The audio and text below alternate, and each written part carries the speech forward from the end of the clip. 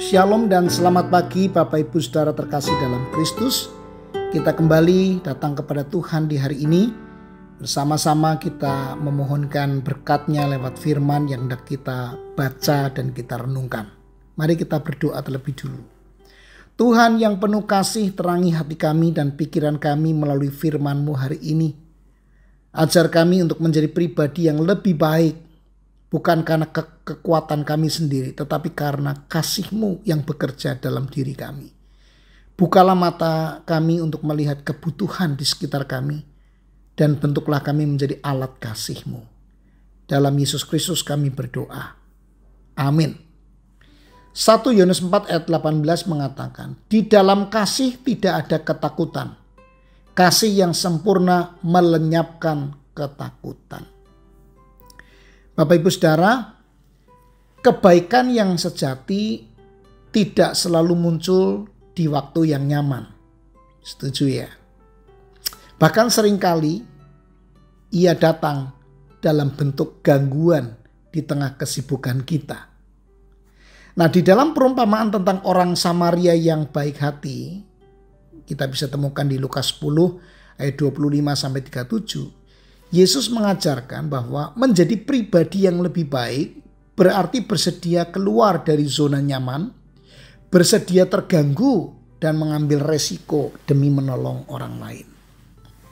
Nah, mari kita renungkan lebih jauh bagian ini. Bapak Ibu Saudara, yang pertama kita rela dan seharusnya bersedia untuk diganggu.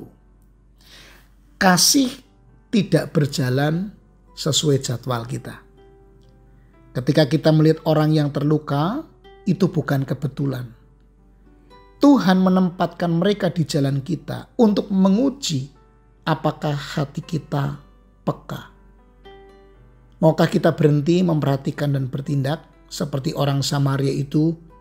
Kita bisa saja mencari alasan, saya sibuk, saya tidak kenal orang itu, atau itu bukan urusan saya.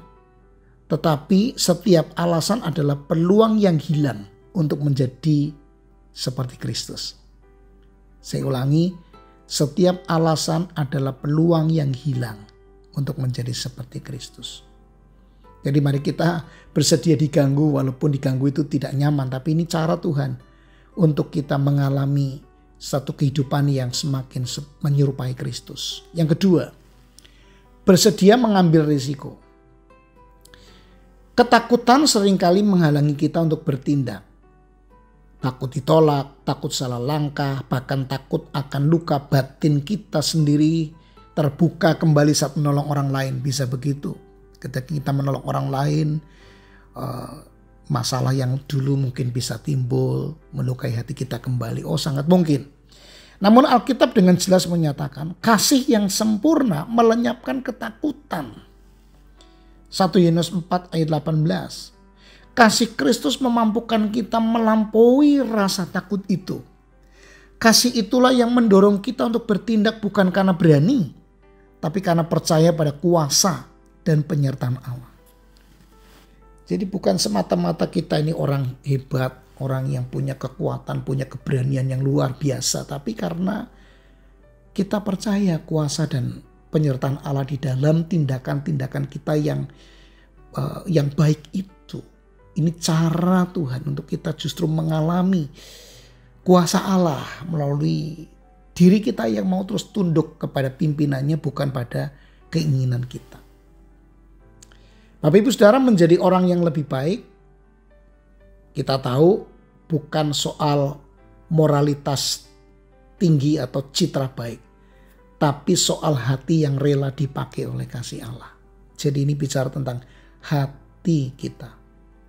Dunia tidak berubah oleh orang sibuk atau cerdas, tetapi oleh orang-orang yang mau berhenti sejenak, peduli dan bertindak di dalam kasih. Kasih yang dia terima lebih dulu dari Kristus, yang lalu kemudian menggerakkan dia melakukan tindakan kasih, bukan dari dirinya, tapi dari Kristus yang ada di dalam hidupnya. Mari Bapak Ibu Saudara, kita coba perhatikan di sekitar hidup kita. Adakah seseorang di sekitar kita yang hari ini sedang terluka secara emosional atau mungkin terluka secara fisik? Apakah kita bersedia diganggu untuk menyentuh hidup mereka dengan kasih? Coba kita berefleksi sejenak, ketakutan apa yang sering membuat kita ragu untuk menolong? Bawalah ketakutan itu dalam doa dan minta kasih Allah untuk mengalahkannya. Dan temukan satu cara sederhana hari ini untuk menunjukkan kebaikan secara aktif. Meski terasa tidak nyaman. Hari ini PR kita itu coba kita lihat di sekeliling kita. Adakah orang-orang yang membutuhkan tindakan kasih kita?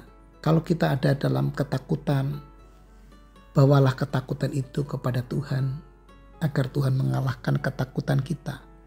Lalu kita minta kekuatan Tuhan juga untuk melakukan tindakan kasih yang nyata yang dirasakan oleh orang yang hari ini bukan secara kebetulan dipertunjukkan kepada kita untuk kita tolong, kita bantu.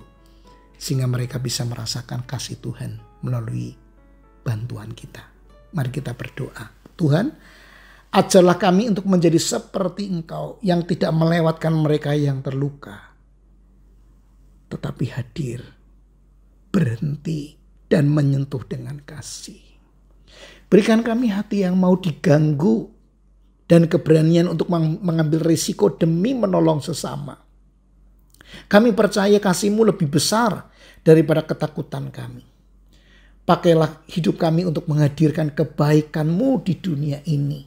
Sehingga mereka akan semakin mengenal Tuhan, mengenal-Mu sendiri lewat perbuatan kasih kami.